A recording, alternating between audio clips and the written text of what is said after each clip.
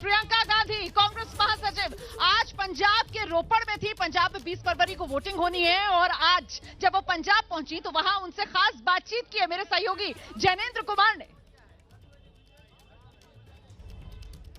पंजाब विधानसभा चुनाव में प्रचार को अब चंद दिन बचे हुए हैं।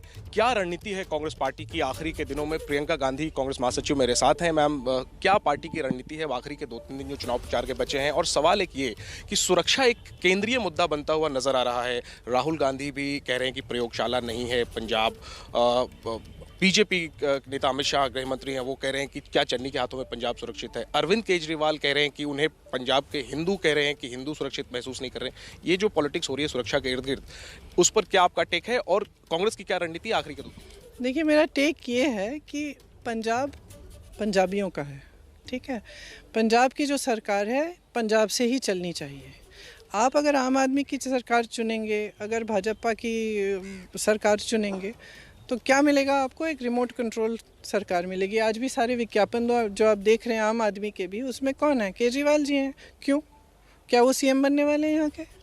तो रिमोट कंट्रोल से चलेगी जिस तरह से। और मैंने कहा कि जिस तरह से मोदी जी और केजरीवाल जी दोनों एक ही बिसात पे खेलने वाले हैं।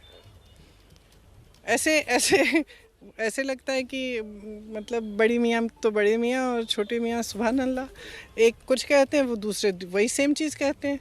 किसान के कानून एक लाए, दूसरे ने सबसे पहले नोटिफाई किया। इसी तरह से अगर आप कुछ भी देखें, कोई कह रहा है 15 लाख देगा, कोई कह रहा है 7 लाख देगा, कुछ देने वाले नहीं हैं।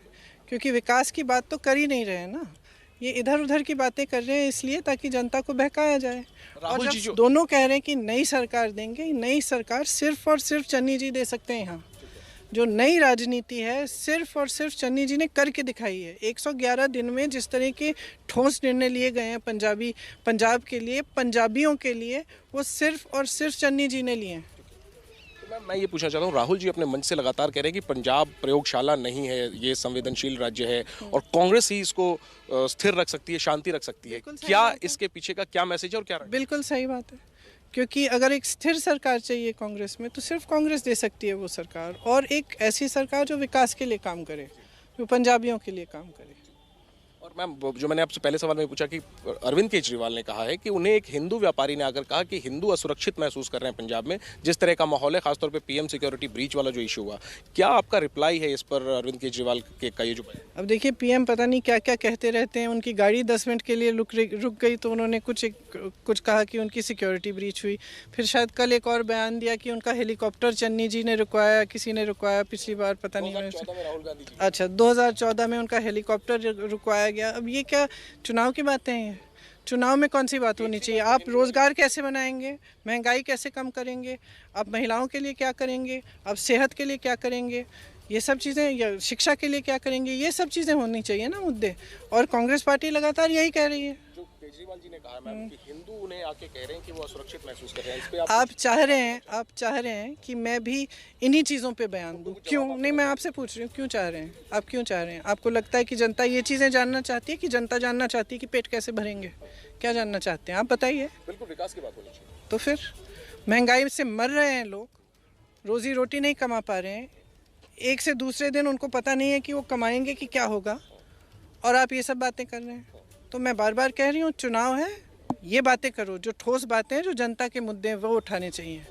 और जनता जानती है, 111 दिन में उन्होंने देखा कि कितने कितने बड़े बड़े निर्णय जो चन्नी जी ने लिए हैं।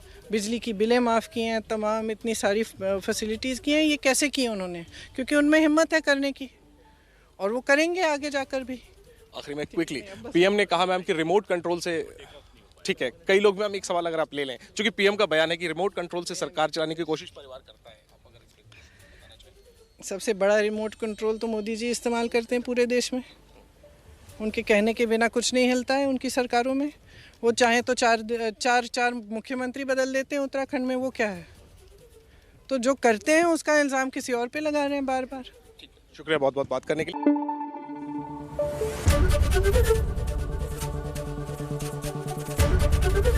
एबीपी न्यूज आपको रखे आगे।